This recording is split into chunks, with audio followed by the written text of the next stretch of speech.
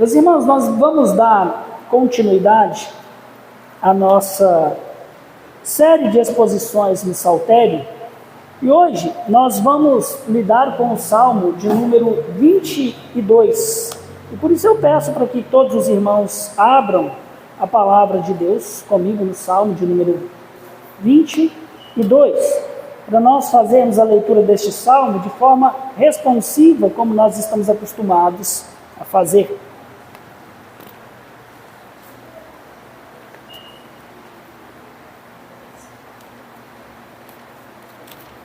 Livro dos Salmos, Salmo de número 22. Eu vou fazer a leitura do primeiro versículo e vocês leiam o versículo seguinte até nós terminarmos toda esta leitura. Lembrando que o subscrito é onde começa o primeiro versículo do Salmo. Ao mestre de canto, segundo a melodia, corça da manhã, Salmo de Davi. Deus meu, por que me desamparaste? Por que se acham longe de minha salvação as palavras de meu clamor? Deus meu, clamo de dia e não me respondes, também de noite, porém não tenho sossego. Contudo, tu és santo, improvisado entre os louvores de Israel. Nossos pais confiaram em ti, confiaram e os livraste. A ti me clamaram e se livraram, confiaram em ti e não foram confundidos. Mas eu sou verme e não homem, opróbrio dos homens e desprezado do povo. Todos os que me veem zombam de mim, afrouxam os lábios e meleiam a cabeça. Confiou no Senhor, livre-o ele, salve-o, pois nele tem prazer. Contudo, tu és quem me fez nascer e me preservaste, estando eu ainda no seio de minha mãe. A ti me entreguei desde o meu nascimento, desde o ventre de minha mãe, tu és meu Deus. Não te distancies de mim, porque a tribulação está próxima e não há quem acuda. Muitos touros me cercam, fortes touros de Bazã me rodeiam. Contra mim abrem a boca, como faz o leão que despedaça e ruge. Derramei-me como água, e todos os meus ossos se desconjuntaram. Meu coração fez-se como cera, derreteu-se dentro de mim. Secou-se o meu vigor, como um prato de barro, e a língua se me apega ao céu da boca, assim me deitas no pó da morte. Cães me cercam, uma súcia de malfeitores me rodeia. Transpassaram-me as mãos e os pés. Posso contar todos os teus ossos, eles estão olhando e encarando em mim. Repartem entre si as minhas vestes, e sobre a minha túnica deitam sortes. Tu, porém, Senhor, não te afaste de mim, força minha, apressa-te em socorrer. Livra a minha alma da espada, e das presas do cão a minha vida. Salva-me das falsas do leão e dos chifres dos búfalos. Sim, tu me respondes. Aos meus irmãos declararei o teu nome, cantar-te-ei louvores no meio da congregação. Vós que temeis o Senhor, louvai, glorificai vós todos, descendência de Jacó, reverenciai vós todos, posteridade de Israel. Pois não desprezou, nem abominou a dor do aflito, nem ocultou dele o rosto, mas o ouviu quando lhe gritou por socorro. De ti vem o meu louvor na grande congregação, cumprirei os meus votos na presença dos que o temem. Os sofredores hão de comer e fartar-se, louvarão o Senhor os que o buscam. Viva para sempre o vosso coração. Lembrar-se-ão do Senhor, e a ele se converterão os confins da terra. Perante ele se prostrarão pois do Senhor é o reino, é Ele quem governa as nações. Todos os opulentos da terra hão de comer e adorar, e todos os que descem a pó se prostrarão perante Ele, até aquele que não pode preservar a própria vida. A posteridade o servirá, falar-se-á do Senhor à geração vindoura. Hão de vir anunciar a justiça dele ao povo que há de nascer, contarão que foi ele quem fez. Senhor, em nome de Jesus Cristo, ilumina o nosso entendimento pelo Seu Espírito, e que o Senhor socorra a mim, para que o meditar do meu coração e as palavras que agora irão fluir dos meus lábios sejam agradáveis a Ti e edifiquem os Teus santos, e que salve os que não Te conhecem, e que nos corrija, e que nos ensine, e que fortaleça a nossa fé na redenção que nós temos do Filho que foi abandonado na cruz, mas que foi glorificado por meio da ressurreição. Amém e amém.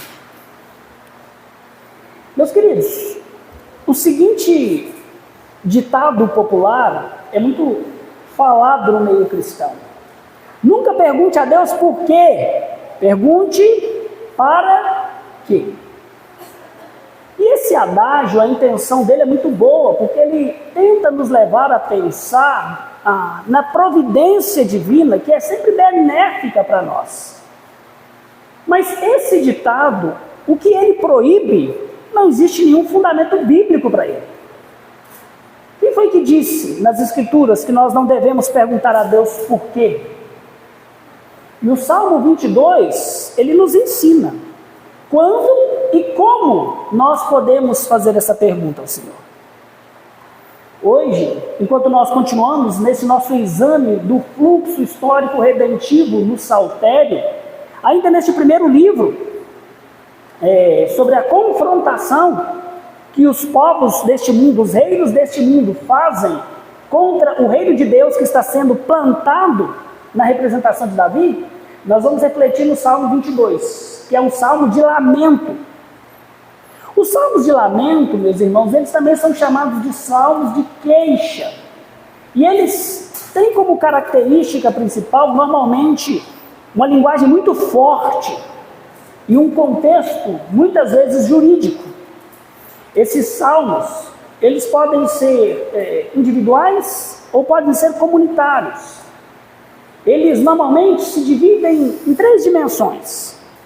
Eles se dirigem primeiro a Deus, muitas vezes como uma acusação, um lamento contra a suposta falta de atitude de Deus, ou eles se dirigem a outro homem, um lamento contra um inimigo que se levanta, ou ele se dirige ao próprio autor do salmo. Este último é um apelo pela misericórdia de Deus. Quando o salmista reconhece a sua responsabilidade pessoal e a culpa na sua aflição, então ele se aproxima de Deus e suplica por clemência. E o salmo de lamento, normalmente, ele inclui 5, 6 elementos. Ele inclui um endereço a quem se dirige com a petição introdutória, um lamento ou a queixa contra alguém, uma declaração de confiança em Deus, a petição propriamente dita que se busca, seguida por um voto de louvor a Deus quando o resgate se manifestar, e alguns deles também manifestam a certeza de que aquele que clama será ouvido. Esse salmo de Davi, foi escrito em uma circunstância que nós não conhecemos. Aqui, o nosso primeiro versículo simplesmente nos diz que é um mestre de canto, segundo uma determinada melodia chamada Corça da Manhã. Mas isso não nos fala muito a respeito do momento ou do contexto em que ele foi escrito. O que nós sabemos aqui é que esse texto pertence ou foi escrito pela pena de Davi e que é o salmo mais citado no Novo Testamento. E o texto central no relato da paixão de Cristo no Calvário. Hoje, meus irmãos, diante de todas essas coisas, deste salmo da cruz, por assim dizer, o que eu espero poder mostrar para vocês é que porque o Senhor Jesus Cristo, ele foi verdadeiramente, plenamente abandonado pelo Pai na cruz em nosso lugar, agora nós somos chamados a adorá-lo pela sua salvação e anunciar essa salvação aos povos. Porque Cristo viveu essa profecia na sua plenitude. Ele foi plenamente abandonado pelo Pai na cruz. Agora nós devemos adorá-lo pela salvação que isso nos trouxe e anunciar essa salvação aos povos. E o tema da nossa reflexão essa noite será do abandono à adoração e à proclamação. Essa é a progressão que nós vemos no Salmo, do abandono à adoração e à proclamação. E nós vamos meditar nisso em 4 pontos. No primeiro, nós vamos ver a crise entre aquilo que o salmista sente e o que ele sabe a respeito de Deus. Esse é o nosso primeiro ponto. A crise que se sente, entre aquilo que se sente e aquilo que nós sabemos a respeito de quem Deus é.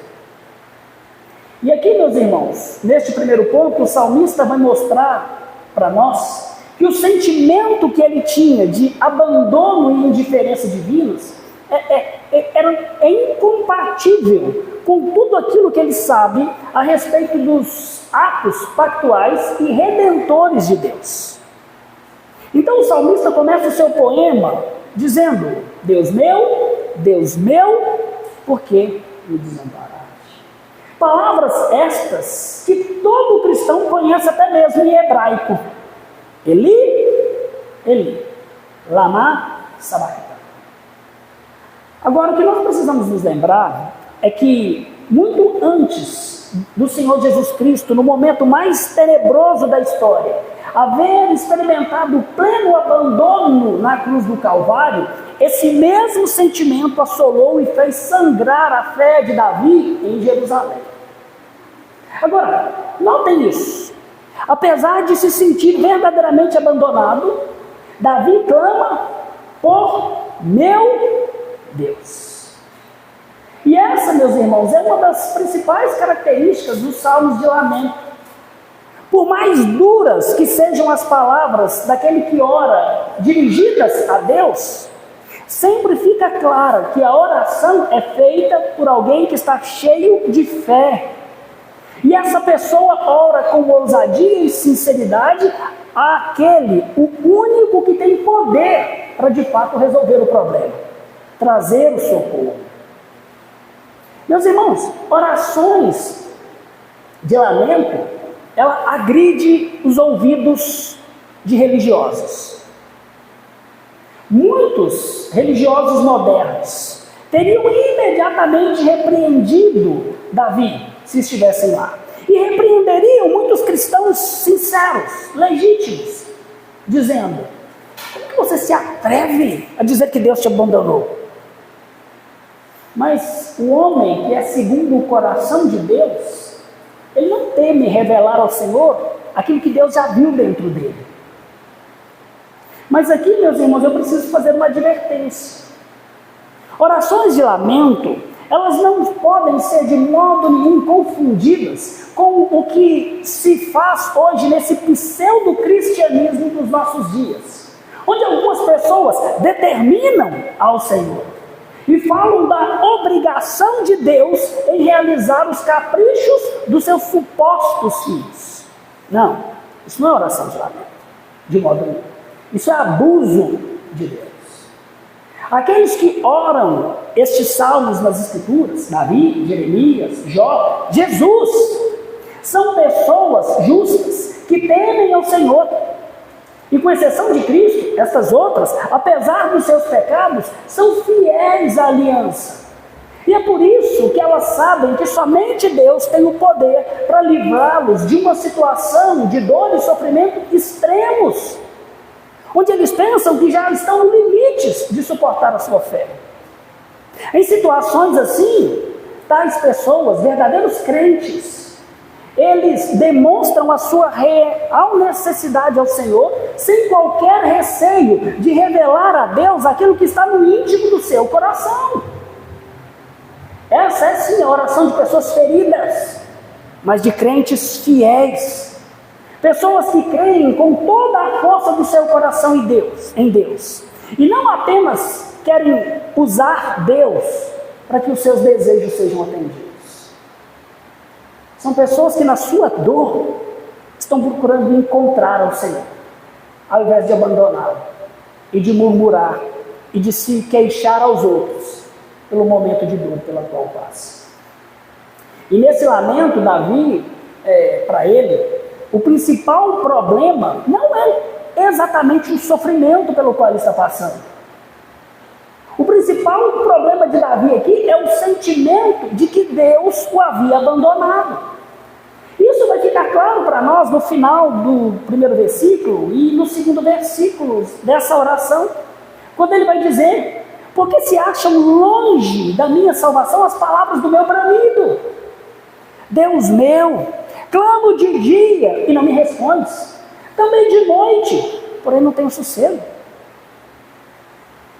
É como o que Davi está dizendo é que, apesar dos seus urros de leão, bramidos de um leão, ele não encontra a resposta da parte de Deus. Apesar de orar de dia e também de noite, ele não está encontrando consolação que vem do Senhor. Agora perceba, a despeito disso, dos seus sentimentos, a fé de Davi está agindo em meio à crise. Apesar de sentir-se abandonado e esquecido por Deus, nestes 2 versículos, por 3 vezes, nós vimos a insistente declaração do crente dizendo: Deus meu, responde. Então ele prossegue no versículo 3, com um contraste, dizendo: contudo, tu és santo, entronizado entre os louvores de Israel. Versículo 4, nossos pais confiaram em ti, confiaram e os livraste. A ti clamaram e se livraram, confiaram em ti e não foram confundidos. Estes versículos eles começam com uma conjunção adversativa, contudo, que estabelece um contraste entre tudo que Davi havia dito até aqui. O que Davi está fazendo aqui agora é reconhecendo a dignidade de Deus como aquele que está entronizado entre os louvores de Israel.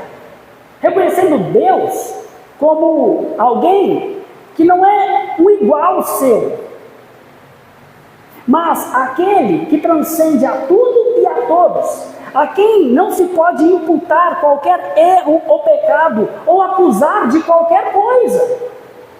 Mas mesmo assim, por 3 vezes, Davi apresenta um argumento pactual a Deus.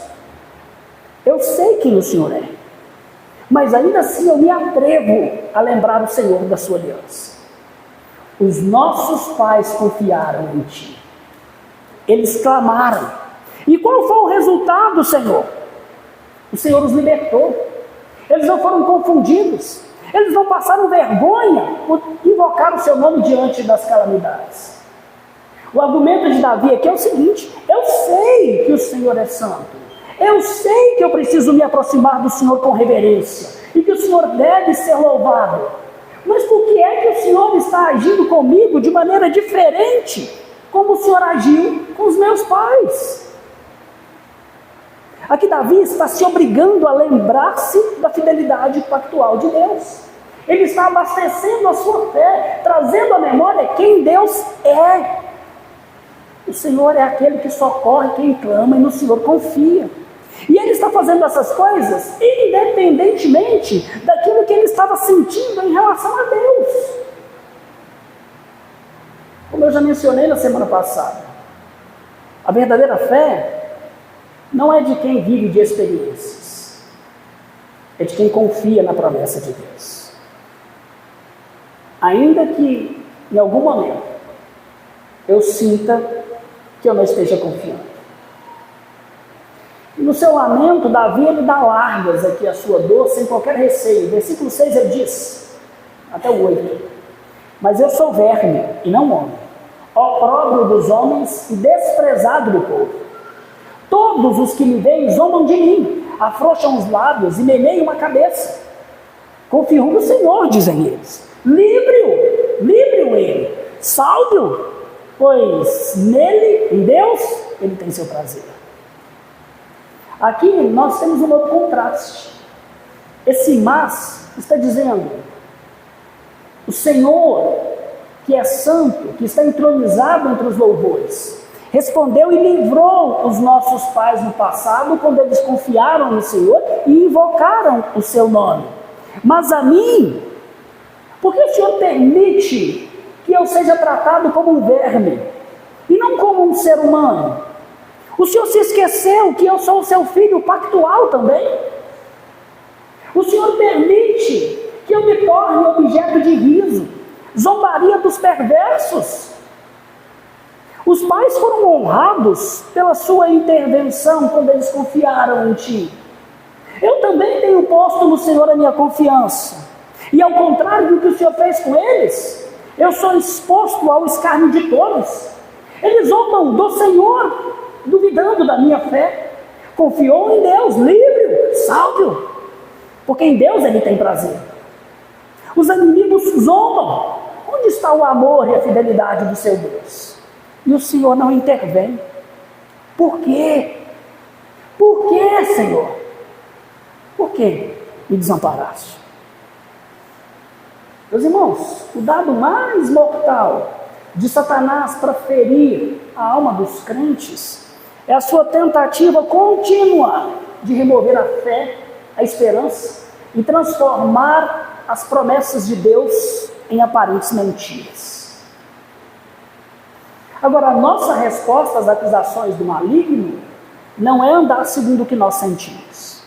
É nos apegarmos à revelação de Deus e usarmos argumentos na nossa oração com base na aliança que Deus fez conosco. Uma aliança que foi estabelecida através da suprema humilhação do seu Filho na cruz do Calvário. Porque toda essa vergonha que Davi descreve aqui, na verdade, era apenas a profecia da suprema vergonha que o Filho de Deus experimentaria na cruz do Calvário. Foi isso que Isaías 53:3 profetizou dizendo. Ele havia predito, ele era desprezado e o mais rejeitado entre os homens, homem de dores e que sabe o que é padecer. E como um de quem os homens escondem o rosto, era desprezado, e dele não fizemos caso. Meus irmãos, os evangelhos nos ensinam que na cruz o Filho suportou toda a zombaria suprema dos homens, do inferno. Ele experimentou o abandono do Pai, para que nós pudéssemos ouvir dele: eis que estou convosco todos os dias, até a consumação dos séculos. E a certeza de que, como filhos, nós nunca seremos deixados pelo Pai. E então depois, Davi chega no terceiro elemento de todo o lamento. Ele faz a sua declaração de confiança no Senhor, versículo 9 e 10. Contudo, mais um contraste: tu és quem me fez nascer e me preservaste estando eu ainda ao seio de minha mãe. A ti me entreguei desde o meu nascimento, desde o ventre de minha mãe. Tu és meu Deus. Aqui nós temos mais um contudo, mais um contraste. Se no primeiro Davi usou como argumento a ação de Deus em prol dos pais, agora Davi fala do seu próprio relacionamento pessoal com Deus. E aqui sim, meus irmãos, o objetivo de Davi é persuadir, é convencer Deus a salvá-lo. É alimentar a sua fé lembrando quem Deus é. No verso 9, Davi está retratando Deus como seu parteiro. Ele diz: foste tu quem me fez nascer, foi o Senhor que me recebeu neste mundo. O Senhor preservou a minha vida quando eu ainda estava no seio da minha mãe. No versículo 10, o salmista ainda diz que desde a sua mais tenra infância, ele tem buscado se agradar do Senhor. Agora percebam, a oração de Davi, ela tem por base a aliança que Deus havia feito com os pais e com os filhos destes pais que creem. Meus irmãos, é por isso que nós, reformados, cremos nesta teologia aliancista, que Deus faz um pacto com os que creem e com seus filhos. E somente estes que conhecem Deus por meio desta aliança, uma aliança que não se desfaz, que não se quebra, que nada pode violar, é que podem ligar ou orar a Deus desta forma ousada, que tem esse direito de fazer esse tipo de oração ao Senhor. Porque não é uma oração baseada na minha dor meramente, não é uma oração baseada nos meus desejos e no que eu quero, ainda que as minhas dores sejam o que me motiva a orar, o fundamento da minha oração é o próprio Deus, o pacto que Ele fez com o seu povo. E aqui, meus irmãos, eu quero deixar uma aplicação para a nossa igreja. Quando você passar por momentos de aflição, ore ao Senhor com sinceridade, como um verdadeiro filho da promessa. Meus queridos, às vezes a nossa alma está ferida, às vezes nós estamos irados, amargurados, ressentidos, nós nos sentimos profundamente injustiçados pelas pessoas e talvez até por Deus, mas nos esquecendo que Deus vê o nosso interior e que Ele sabe exatamente o que nós estamos sentindo, porque como está escrito, mesmo quando as palavras ainda não saíram da boca, Deus já as conhece todas. Nós nos deixamos dominar pela religiosidade, e então nós procuramos apresentar ao Senhor orações limpinhas. Não posso falar assim com Deus. Ele viu, Ele sabe. E é por isso que nós somos chamados a levar a Deus as nossas dores. Nós somos chamados a dar a elas os nomes corretos. Nós somos chamados a fazer orações sinceras e não orações hipócritas a Deus, com medo de que as nossas palavras possam ofender a Deus no momento das nossas dores, quando tudo que Deus quer de nós é que nós apresentemos de fato o nosso coração a Ele, e não uma maquiagem daquilo que nós gostaríamos de ser. O Senhor sabe o que está dentro de nós, meus irmãos. Agora preste atenção, leve ao Senhor as suas palavras de amargura, as suas dores, as suas aflições. Leve ao Senhor o seu lamento, primeiramente a Ele e não às pessoas. Ir a Deus, ou indo ao Senhor, você está buscando aquele que é o único que pode de fato te socorrer. Falar aos homens para supostamente aliviar o seu coração, muitas vezes irá resultar em maledicência, fofoca e amargura. Então, por isso, nos momentos das suas dores, não tenha medo de dizer ao Senhor exatamente aquilo que está no seu coração. Não tenha medo de apresentar a Ele os seus porquês e as suas dúvidas. Ele conhece. E assim como um pai quer saber o que de fato está no coração dos seus filhos, o Senhor espera ouvir dos nossos lábios aquilo que de fato aflige a nossa alma. E quando nós fizermos isso, então nós vamos sentir a nossa alma se movendo do sentimento de abandono, de dor, para a adoração ao Deus que nos ouve e que nos socorre. Então esse foi o nosso primeiro ponto, a crise de Davi entre aquilo que ele estava sentindo e o que ele sabia em relação aos atos pactuais e redentores de Deus.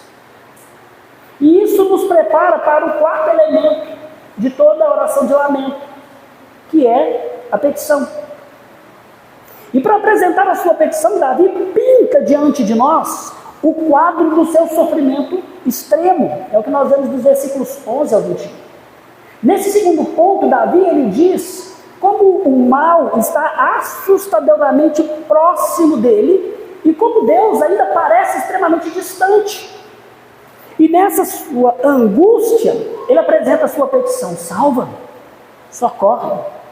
Versículo 11 ele diz: não te distancies de mim. Essa é a petição dele, porque a tribulação está próxima e não há quem me acuda. Meus irmãos, depois de haver dito que ele se sentia abandonado por Deus, Davi agora faz o seu pedido: não te distancies de mim, não te mantenhas longe de mim. Por quê, Senhor? Porque a tribulação está sobre mim e eu não tenho outro que me possa socorrer, então me ajude. E então, nos próximos versículos, Davi passa quase que a desenhar o seu sofrimento, para poder mostrar como a tribulação está ficando cada vez mais próxima e a morte se tornando uma realidade para ele. Versículo 12: muitos touros me cercam, fortes touros de Bazã me rodeiam, contra mim abrem a boca, como faz o leão que despedaça e ruge. Aqui Davi está comparando os seus inimigos, as suas aflições, aos poderosos e furiosos touros selvagens da região de Bazã, que eram touros conhecidos pela sua fúria e pela sua força. Assim como esses touros, essas manadas, cercavam quem se aproximava e os destruía, aqui Davi diz que os seus inimigos e as suas aflições os cercaram como esses touros. Eles estão muito próximos, eles estão em cima de mim. Ele compara os seus inimigos e as suas dores à fúria dos leões que abrem as suas mandíbulas e despedaçam, destroem as suas presas. No versículo 14 ele continua: derramei-me como água, e todos os meus ossos se desconjuntaram. Meu coração fez-se como cera, derreteu-se dentro de mim. 15. Secou-se o meu vigor, como um caco de barro, e a língua se me apega ao céu da boca. Assim me deitas no pó da terra. Além deste iminente ataque dos inimigos que o cercaram, que o ameaçam, ainda um outro fato é que os meus ossos se desconjuntaram. Psicologicamente, derramei-me como água, e espiritualmente, o meu coração derreteu-se. Davi, ele está colapsando em toda a estrutura do seu ser. O sofrimento dele é extremo. A ideia aqui é que Davi está dizendo: os meus sinais vitais estão me abandonando. Eu estou morrendo. Davi, ele está literalmente apavorado. Ele vê a morte se aproximando dele. Me deitas no pó da terra. É o que ele está dizendo. Mas ele sabe que é Deus quem está no controle de todas essas coisas, que permite todas essas coisas. E é exatamente por isso que, ao invés de fugir do Senhor e entregar-se ao desânimo e à maledicência e à murmuração, Davi clama intensamente justamente ao único que tem poder para livrá-lo. Então, ele continua, e no versículo 16 ele diz: cães me cercam, uma súcia de malfeitores me rodeia, traspassaram-me as mãos e os pés. Posso contar todos os meus ossos. Eles me estão olhando e encarando em mim. Repartem entre si as minhas vestes, e sobre a minha túnica deitam sortes. Aqui, profeticamente, Davi descreveu a crucificação de Cristo perfeitamente. Depois dos açoites com os chicotes, que tinham pontas de ferro e ossos no final, os ossos da costela do Senhor Jesus foram expostos. É como se eles estivessem olhando para ele. Mas Davi, muito antes de Cristo, passando por estas angústias, ele diz e compara os seus inimigos aos cães, que segundo a lei eram não esses cachorrinhos que nós temos como pet, mas verdadeiros carniceiros imundos que assolavam e destruíam. Ele diz que eles são como um bando de malfeitores que cercam aquele que ora e confia no Senhor. sofrimento de Davi aqui, meus irmãos, é intenso. A morte não é mais apenas uma possibilidade, ela está se tornando real. O ataque está em curso. Traspassaram as minhas mãos e os meus pés. Eles me olham, eles me encaram, eles estão me atacando, Senhor. Então o salmista descreve a sua profunda humilhação. Até as minhas roupas eles tiraram. Repartem entre si as minhas vestes, e sobre a minha túnica deitam sorte. O justo é tratado como verme, como despojo de guerra. E, meus irmãos, não é um acaso histórico que os evangelhos vão nos dizer que os soldados fizeram exatamente todas essas coisas com Jesus. Porque é nele que a profecia se encarna. Humilhado, o inocente Filho de Deus perdeu tudo para conceder aos que nele confiam todas as riquezas eternas da paternidade e da herança que está confiada aos filhos de Deus. Mas diante dessa cena, desse desespero, o que o salmista podia fazer? Clamar. E esse é o quarto elemento do lamento. Versículo 19. Tu, porém, Senhor, não te afastes de mim. Força minha, apressa-te em socorrer. Livra minha alma da espada e das presas do cão a minha vida. Salva-me das fauces do leão e dos chifres dos búfalos.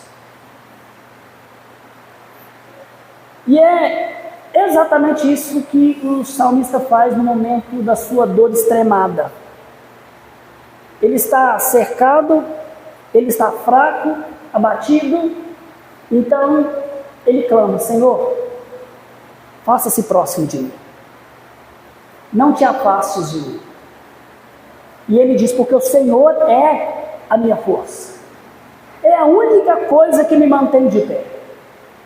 Então, estando muito próximo da morte, perto de receber o golpe final dos seus inimigos, ele suplica: Senhor, apressa-te, porque senão eu morro, senão a minha fé desfalece.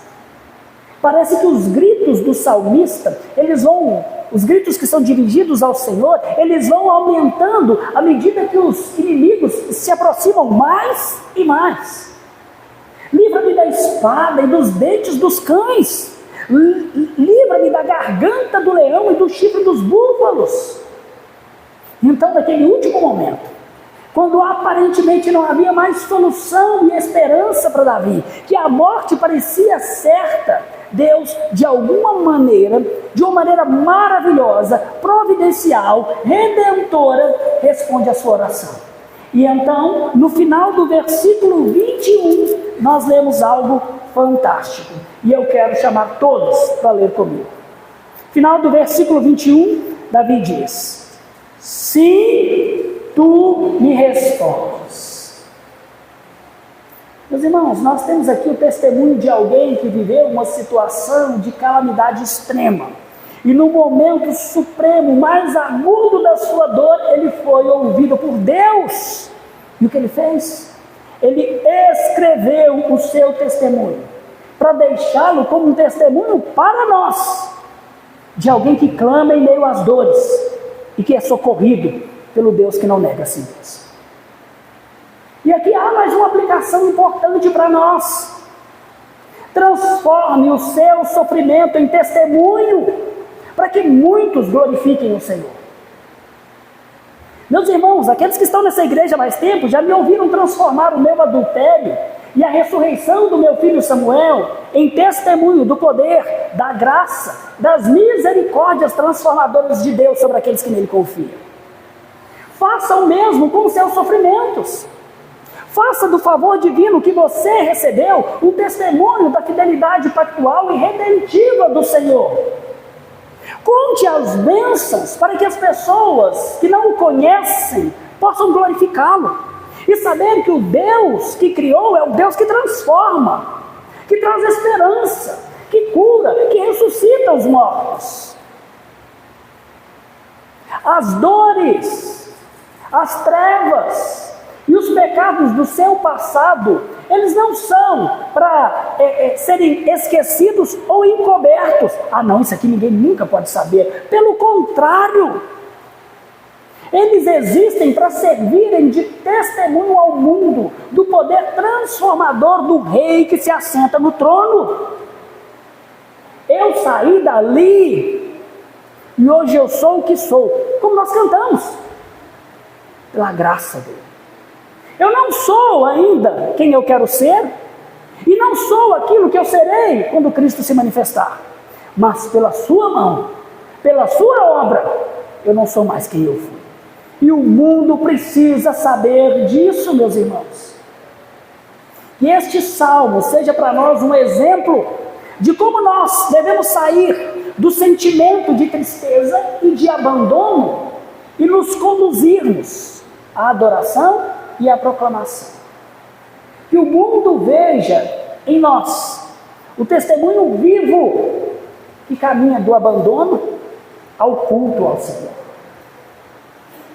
Mas o nosso texto continua.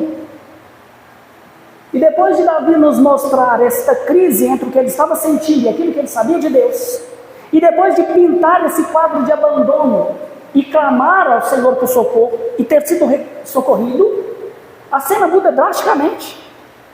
E nós chegamos no terceiro ponto desse sermão. Davi agora louva pelo livramento divino.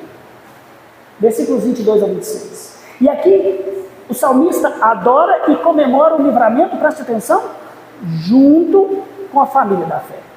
Versículo 22. A meus irmãos declararei o teu nome, cantar-te-ei louvores no meio da congregação.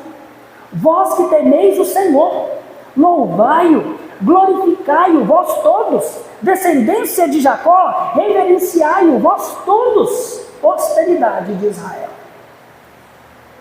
Meus irmãos, como é comum nos salmos de lamento, aqui nós vemos o voto público do salmista de louvar a Deus pelo seu livramento. Ele diz: aos meus irmãos declararei o teu nome, cantar-te-ei louvores. A atitude do salmista que muda drasticamente. O que era tristeza, desespero e abandono, agora se transforma num louvor expressivo. Um louvor que seria prestado, não no secreto do quarto, não apenas no coração, mas declarado aos irmãos no meio da congregação. Aqui, o salmista está nos mostrando que ele atribui importância à comunidade da fé no louvor que ele iria fazer de adoração ao Senhor pela vitória que Deus havia lhe concedido. Era fundamental para ele que a família da fé se alegrasse com ele na sua alegria e aprendesse que as conquistas que Deus nos dá devem ser celebradas junto com o povo de Deus. No versículo 22 nós temos aqui um voto duplo de Davi. Ele diz um voto pessoal: declararei o seu nome. E também ele diz: cantarei a ti louvores. No versículo 23 o salmista convida a todos os que temem a Deus, os descendentes de Jacó dos seus dias, mas também a nós, a posteridade espiritual de Israel, que se juntem a ele em louvor. Vós todos que temem ao Senhor, reverenciai-o, louvai-o, glorificai-o. Percebam que o que nós recebemos do Senhor, o fruto é a adoração pública, é ajuntamento do seu povo, para que o nome dele seja engrandecido no nosso meio. E a atitude de Davi aqui é exatamente a atitude que o Senhor Jesus Cristo espera de cada um de nós. Afinal, o autor de Hebreus, no capítulo 2, versículo 12, coloca estas palavras do versículo 22 nos lábios de Jesus. Aos meus irmãos declarei o teu nome, ou declararei o teu nome, cantar-te louvores no meio da congregação. Olha que coisa assombrosa. Meus irmãos, nós nos ajuntamos para adorar a Cristo. Mas olha o que Cristo está dizendo aqui: cantar-te-ei louvores, Pai, no meio da congregação. Quando nós estamos adorando, o Senhor Jesus Cristo está cantando e adorando juntamente conosco. É por isso que o culto solene e público é tão especial, porque é uma promessa do Filho de se colocar no meio do povo, quando esse povo se ajunta para cantar louvores ao Deus eterno. Ele não é só adorado, isso é assombroso, mas ele está dizendo que adora conosco. Meus irmãos, o Cristo que sofreu a aflição do abandono do Pai, mas que venceu por nós, agora está chamando todos os remidos de irmãos e diz: eu canto com vocês enquanto vocês adoram.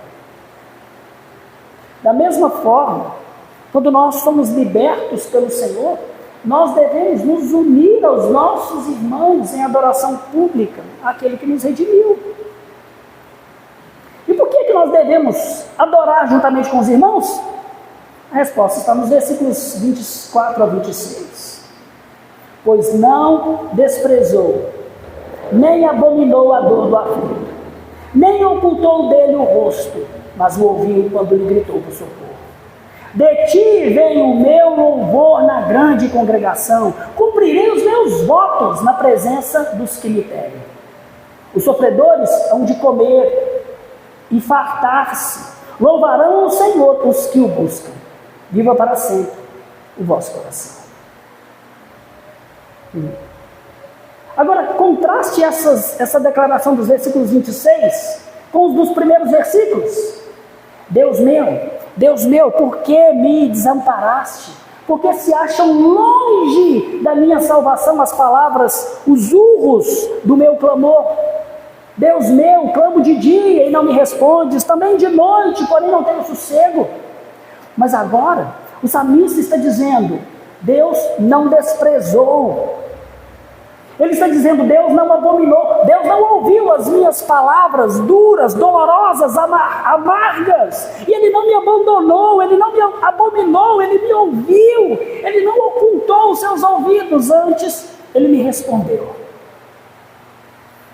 No versículo 25, depois de reconhecer que o próprio Deus é a origem e a razão do seu louvor, além do voto que ele já havia feito de declarar o nome do Senhor e de cantar louvores junto com os irmãos, ele ainda faz mais um voto ao Senhor. Voto esse que é revelado no versículo 26. Ele diz: os sofredores hão de comer e fartar-se, louvarão o Senhor os que o buscam, vivam para sempre o vosso coração.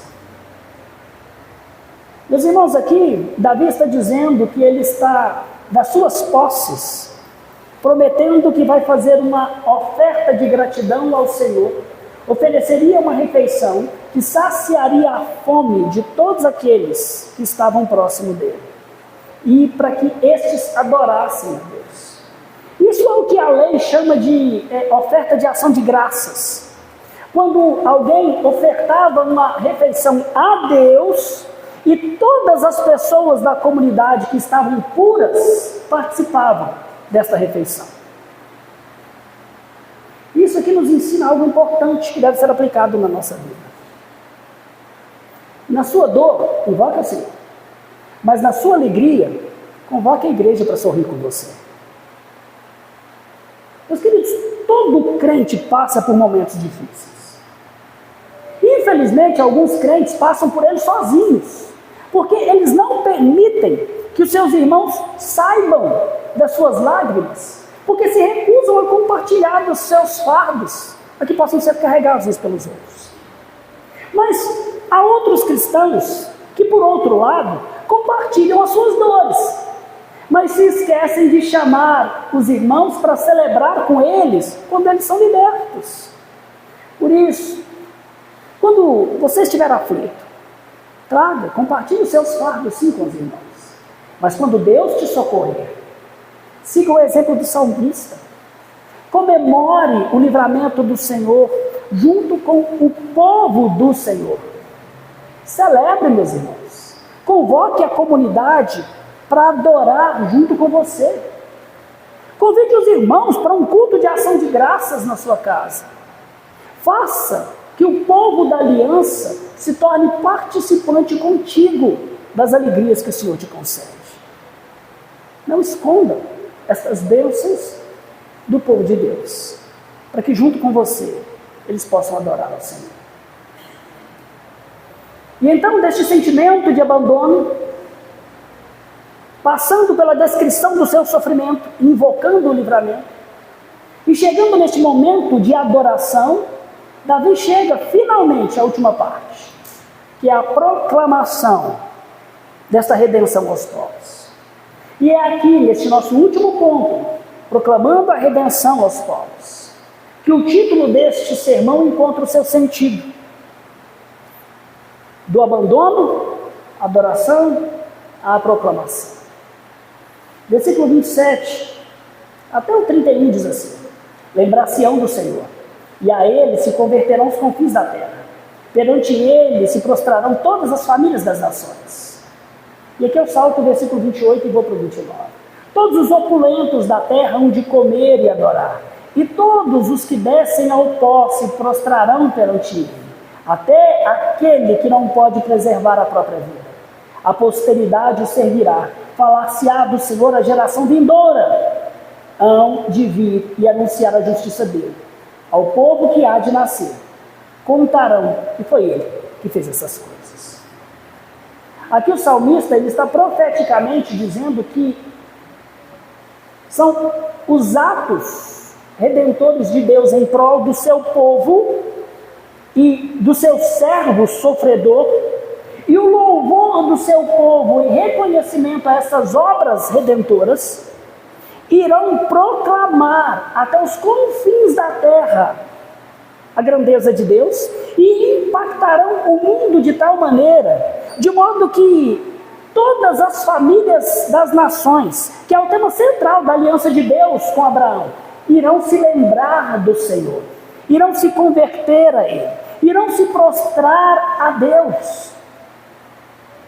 Essa, meus irmãos, é a razão suprema pela qual Deus continua socorrendo e salvando o seu povo, fazer a sua redenção conhecida até os confins da terra.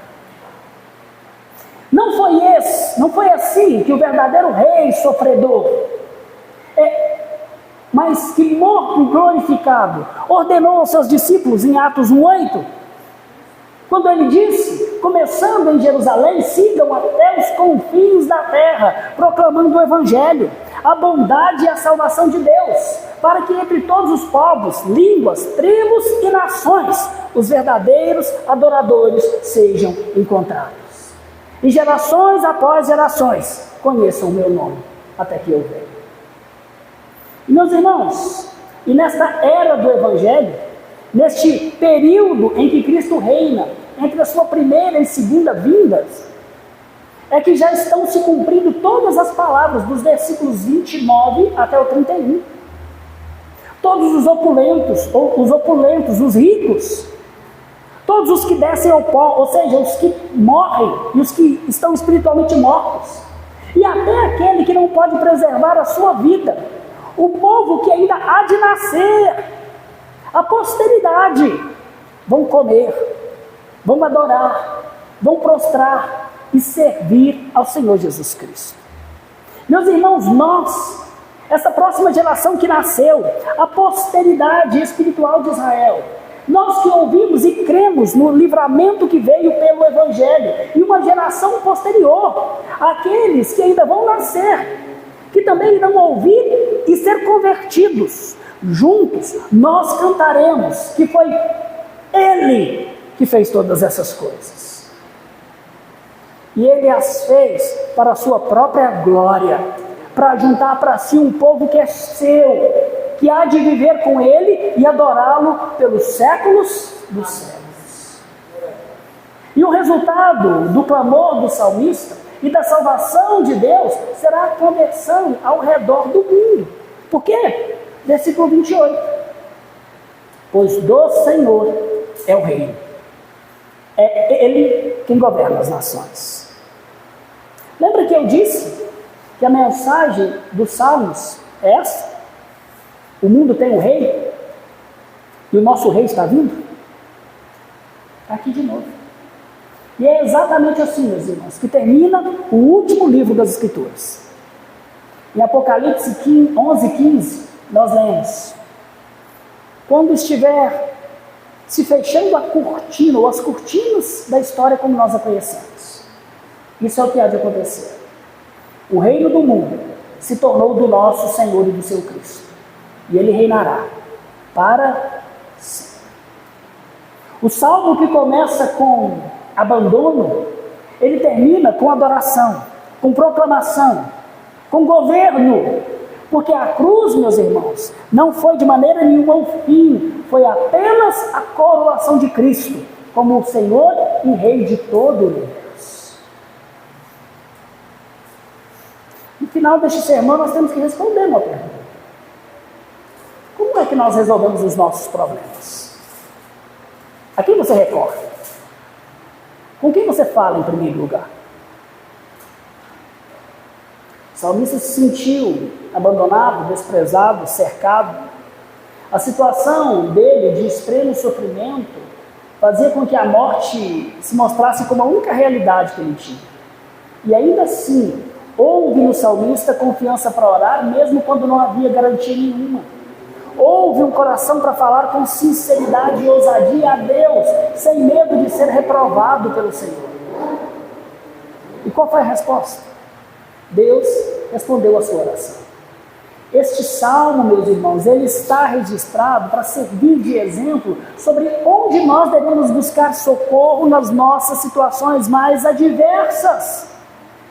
É nele, dona Beth, que a senhora vai encontrar conforto e consolo no tempo do seu luto. É nele, meus irmãos, que nós vamos encontrar esperança de vida eterna quando a morte se apresentar diante de nós. É nele, meus queridos, que nós encontramos a certeza de que casamentos serão curados e restaurados se ambos se sujeitarem ao Rei. É nele que está o nosso socorro e a nossa cura. É nele. Meus irmãos, se você está vivendo piedosamente diante da face de Deus, você tem sido fiel a Deus, mas você chegou num lugar onde você só encontra tristeza, abandono, busque o Senhor. Lembre-se que nada te impede de perguntar: por que, Senhor? Deus quer que nós falemos com sinceridade cristalina a Ele. Afinal, Ele já sabe o que está dentro de nós. E é especialmente essas orações sinceras, dolorosas, as que Deus responde de uma forma muito especial. Mas aqui nós não podemos terminar esse salmo dessa forma. Porque os salmos, eles não são sobre nós. Não são sobre os salmistas.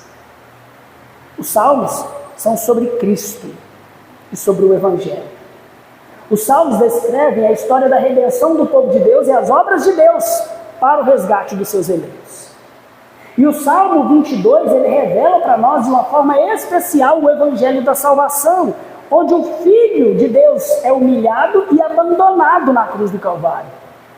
Não é sem motivo, meus irmãos, que Jesus usou este salmo no momento mais extremo da sua vida, pregado e abandonado na cruz. E ele o faz por alguns motivos. Primeiro, ele o faz para nos dar o exemplo do nosso direito e do nosso dever filial de clamar a Deus nas situações adversas. Quando nós nos sentimos sim abandonados, quando nós nos sentimos sim desamparados por todos e até mesmo por Deus. O segundo motivo, porém, e muito mais importante, este salmo nos mostra um caminho que começa com o sentimento de abandono e termina com a salvação dos confins da terra. Ele é um resumo perfeito de toda a obra de salvação que Cristo realizou pelos seus. Jesus já cumpriu os detalhes deste salmo por nós. Confins da terra e famílias das nações somos nós, para que nós pudéssemos receber os frutos do seu sofrimento. Dessa forma, agora nós podemos afirmar: este é um salmo messiânico, um salmo que muito antes da encarnação de Cristo, descreveu com detalhes todos os seus sofrimentos e o fruto deste sofrimento. Cristo passou por todas as dores descritas aqui, para que nós, confins da terra, pudéssemos crer nele e sermos salvos dos nossos pecados. Este que é o nosso maior tormento e a causa das nossas angústias presentes e eternas, se não nos sujeitarmos a Ele. Meus irmãos, mas este salmo também nos ensina que a salvação está ao alcance de todo aquele que crê. Afinal, está escrito: todo o que invocar o nome do Senhor, arrependido dos seus pecados, será salvo pela fé. Os inimigos, sim, os que rejeitaram Cristo e o seu Evangelho, serão destruídos. Contudo, para todo aquele que deseja a salvação, eis aqui o convite: arrependei-vos dos vossos pecados e credes no Evangelho. Meus irmãos, peça a Deus e você receberá. Busque em Cristo e você encontrará. Bata à porta da graça do Pai e o Filho a abrirá para você. O sofrimento de Cristo tornou possível a nossa adoração. A morte dele tornou real a nossa salvação. O exemplo de Cristo fez ser possível sofrer nesta vida e saber que todo o nosso sofrimento irá redundar em louvor eterno, aquele que faz todas as coisas em todos nós, mas também vai resultar em louvor, glória e honra para todos aqueles que no tempo presente creem e esperam pela revelação final do Filho, o nosso Redentor Jesus Cristo, que sofreu e que venceu por nós. Hoje nós saímos do abandono e chegamos à adoração. E agora somos chamados a proclamar essa redenção aos confins do mundo. Porque Cristo sofreu o verdadeiro abandono no nosso lugar, meus irmãos. Nós agora devemos adorá-lo pela nossa salvação e anunciá-la a todos os que estão ao nosso redor. Que o Senhor nos abençoe.